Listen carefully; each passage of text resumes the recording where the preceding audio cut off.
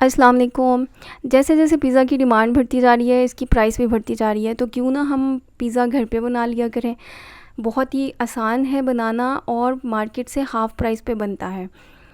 جن لوگوں کی ڈو صحیح سے رائز نہیں ہوتی یا پیزا نیچے سے جل جاتا ہے یا پیزا ہارڈ بنتا ہے، تو آج کی ویڈیو دیکھنے کے بعد انشاءاللہ آپ کا بھی پیزا جو ہے نا پرفیکٹ بنا کرے گا، نہ جلے گا اور نہ ہی ڈو کا کوئی پرابلم بنے گا۔ ویڈیو کا اینڈ تک دیکھیے گا، اینڈ پہ جا کے میں آپ کو سارے ٹپس اینڈ ٹرکس بتاؤں گی۔ چلیے بنانا سٹارٹ کرتے ہیں۔ بسم اللہ الرحمن الرحیم۔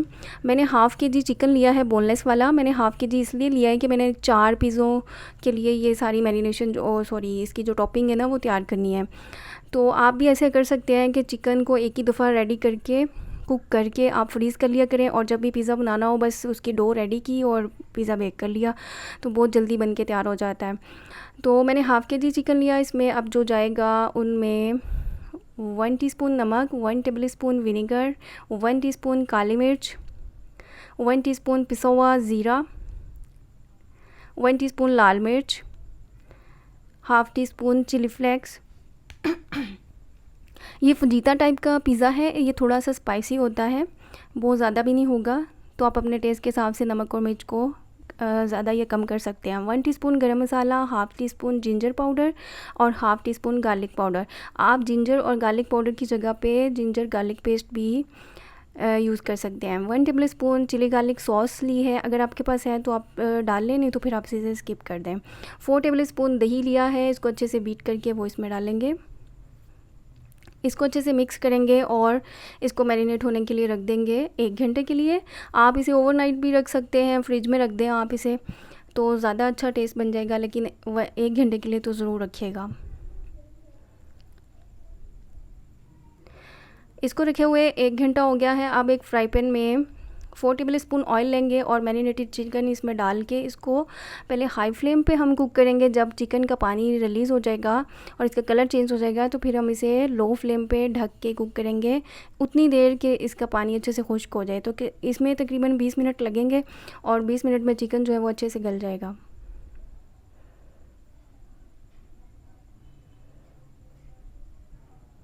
یہ دیکھیں اس نے پانی ریلیز کر دیا، اب اس کو ڈھک کے رکھ دیتے ہیں کوک ہونے کے لیے۔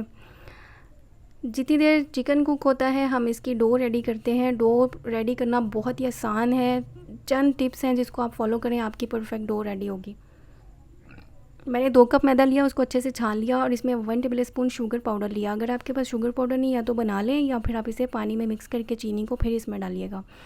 ہاف ٹی اسپون اس میں نمک جائے گا، 1 ٹیبل اسپون انسٹنٹ ایسٹ جائے گی۔ انسٹنٹ ایسٹ جو ہوتی ہے نا یہ ایکٹیویٹڈ ہوتی ہے، اس کو ایکٹیویٹ کرنے کی ضرورت نہیں ہے، یعنی آپ پہلے پانی میں اس کو بھگو کے رکھیں، یہ فلفی ہو جائے گی تو پھر ہم اس میں ڈالیں گے، تو ایسا کچھ بھی کرنے کی ضرورت نہیں ہوتی۔ یہ میں آپ کو آگے جا کے اس کا ساشے بھی دکھاتی ہوں۔ اب اس میں 2 ٹیبل اسپون آئل جائے گا، اس کو مکس کریں گے پہلے ہاتھ سے۔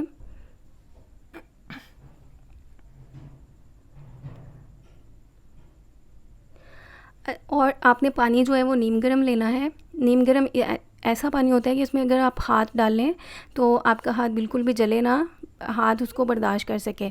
یہاں پہ غلطی کرتے ہیں، یا تو بہت زیادہ پانی گرم لے لیتے ہیں یا بہت ٹھنڈا والا لے لیتے ہیں، تو اس وجہ سے جو آپ کی ڈو ہے نا وہ رائز نہیں ہوتی۔ اور تیسرا ریزن ہے کہ اس کو ٹیمپریچر صحیح والے پہ رکھنا، یعنی جتنی زیادہ گرمی والی جگہ پہ رکھیں گے نا یہ اتنی جلدی اور اتنی اچھے سے رائز ہوگی۔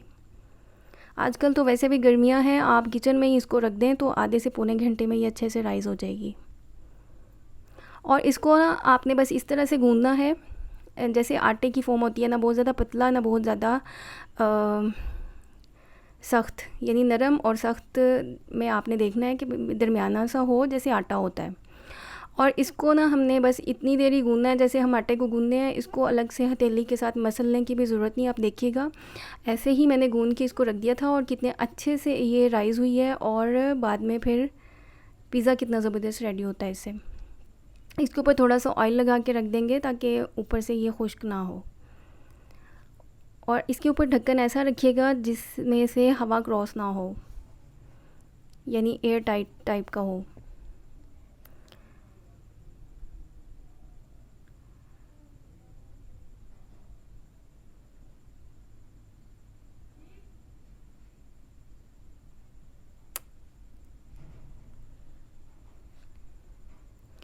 یہ دیکھیں تقریباً 1 گھنٹہ ہو گیا اور ڈو دیکھیں کتنی زبردست رائز ہوئی ہے. یہ دیکھیں. اب اس کو اچھے سے اس کی یہ جتنی بھی اس کے اندر ایئر ہے اسے ہم اس طرح پریس کر کے نکال لیں گے. یہ ہے ایسٹ، انسٹنٹ ایسٹ، جس کے اوپر انسٹنٹ لکھا ہو نا آپ وہ والی لیا کریں.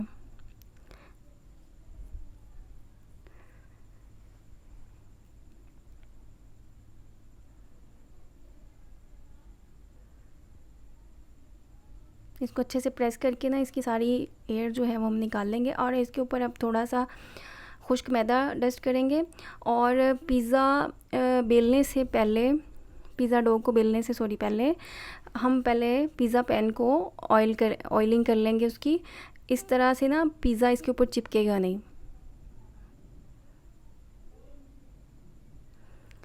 اب ڈو کو اس کے اوپر رکھیں گے، اس کو تھوڑا سا سیٹ کریں گے اور پھر اس کے 2 پارٹس کریں گے. اتنی ڈو سے 2 پیزے آرام سے بن جاتے ہیں.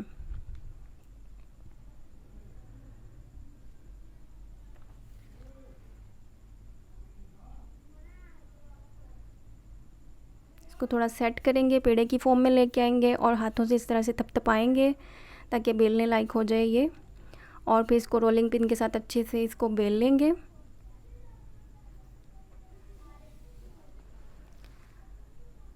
اگر آپ اسے پتیلے میں بنا رہے ہیں نا تو پھر آپ دیکھیں کہ اگر چھوٹے پتیلے میں بنا رہے ہیں، برتن چھوٹا لے رہے ہیں آپ یعنی، تو پھر آپ لو فلیم پہ اس کو بیک کیجیے گا 20 منٹ کے لیے. اور اگر بڑا پتیلا ہے تو پھر اس کو میڈیم فلیم پہ آپ نے 20 منٹ کے لیے بیک کرنا ہے. 15 سے 20 منٹ کے درمیان میں آپ نے ایک بار اس کو چیک کر لینا ہے، تو پھر آپ کا پرفیکٹ پیزا ریڈی ہوگا. آگے میں آپ کو اوون کے بارے میں بھی بتاتی ہوں. اس کو پہلے پیزا پین کے اندر سیٹ کر لیں گے اور پھر اس کو فورک کی مدد سے کٹ لگائیں گے، تاکہ جب یہ فلفی ہو نا بیکنگ کے دوران تو اس کے اوپر ببلز نہ بنے. ببلز بنیں گے تو چیز ادھر ادھر پھیل جائے گی اور لک جو ہے نا اس کی ساری خراب ہو جائے گی. اس طرح سے اس کو نا کٹ لگا دیں گے. اب اس کے اوپر پیزا سوس میں چلی گارلک سوس مکس کر کے وہ لگائیں گے، اس سے فلیور زیادہ اچھا آتا ہے. یا آپ اس میں کیچپ مکس کر سکتے ہیں. اب اس کے اوپر چیز سپریڈ کریں گے. اچھا چیز آپ اتنی ہی ڈالیے گا جتنی مارکیٹ سے ملنے والے پیزا کی ہوتی ہے. میں تو کچھ زیادہ ہی چیز لور ہوں تو میں نے نا کچھ اوور لوڈڈ کر دی تھی، تو آپ تھوڑی نا کم ہی ڈالیے گا. یا اگر آپ پسند کرتے ہیں تو آپ ڈال بھی سکتے ہیں. میرا تو بس نہیں چلتا ہوتا، یہ جو کنارے نظر آ رہے ہیں نا خالی، یہ ادھر بھی چیز ہونی چاہیے. اس کے اوپر چکن لگائیں گے اور ٹاپنگ آپ اپنی پسند سے کر سکتے ہیں. جو جو چیزیں آپ کو پسند ہیں وہ آپ ٹاپنگ پہ لگا لیں. میں اس میں شملہ مرچ اور پیاز لگاؤں گی، آپ ٹماٹر بھی اس میں شامل کر سکتے ہیں. یہ اس کے اوپر پھیلا دیں گے اور پھر اس کے اوپر دوبارہ سے چیز ایڈ کریں گے.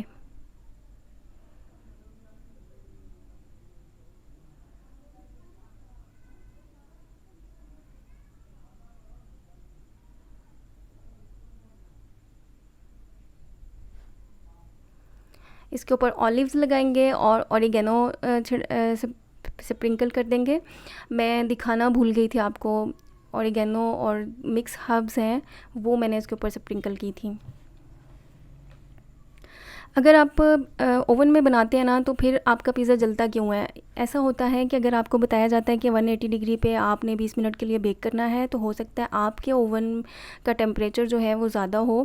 میں نے اس کو 5 منٹ کے لیے 180 ڈگری پہ پری ہیٹ کیا تھا اور پھر بعد میں 180 ڈگری پہ 15 منٹ کے لیے بیک کیا ہے. اور یہ ہے فائنل لک 15 منٹ کے بعد. جبکہ ہماری جو کیٹلاگ بک تھی اوون کے ساتھ جو ملی تھی اس کے اوپر لکھا ہوا تھا 230 پہ آپ نے بیک کرنا ہے 20 سے 25 منٹ کے لیے. تو اس میں تو یہ جل کے بالکل بلیک ہو جانا تھا. تو فرسٹ جو ایکسپیرینس تھا وہ اچھا نہیں رہا تھا. اس کے بعد میں نے خود سے اپنے ٹیمپریچر کو سیٹ کیا کہ ایک تو میں نے ٹیمپریچر کو کم کیا 180 پہ کیا، اور دوسرا میں نے ٹائمنگ بھی کم کی، میں نے 15 منٹ کے لیے بیک کیا. تو آپ بھی اسی طرح کریں. اگر جلتا ہے پیزا تو آپ ٹیمپریچر کو بھی تھوڑا کم کر کے دیکھیں. 180 پہ کرتے ہیں پہلے تو 170 کر لیں، اور اگر ٹائمنگ آپ پہلے 25 منٹ کے لیے بیک کرتے ہیں تو 20 منٹ کے لیے کر کے دیکھیں. اس طرح تو اپنے اوون کو آپ خود سمجھ سکتے ہیں کہ اس کا ٹیمپریچر کیا ہے، کیونکہ اس کے اندر کا ٹیمپریچر اور بٹنوں پہ لکھا ہوا ٹیمپریچر ڈفرینٹ ہو سکتا ہے. یہ ہے فائنل لک ہمارے پیزا کی. امید ہے آپ کو ریسپی بہت پسند آئی ہوگی. اللہ تعالیٰ ہم سب کے لیے آسانیاں پیدا فرمائے اور ہم سب کو آسانیاں تقسیم کرنے کی بھی توفیق عطا فرمائے. ملوں گی میں انشاءاللہ نیکسٹ ویڈیو میں نیکسٹ ریسپی کے ساتھ. تب تک کے لیے اللہ حافظ.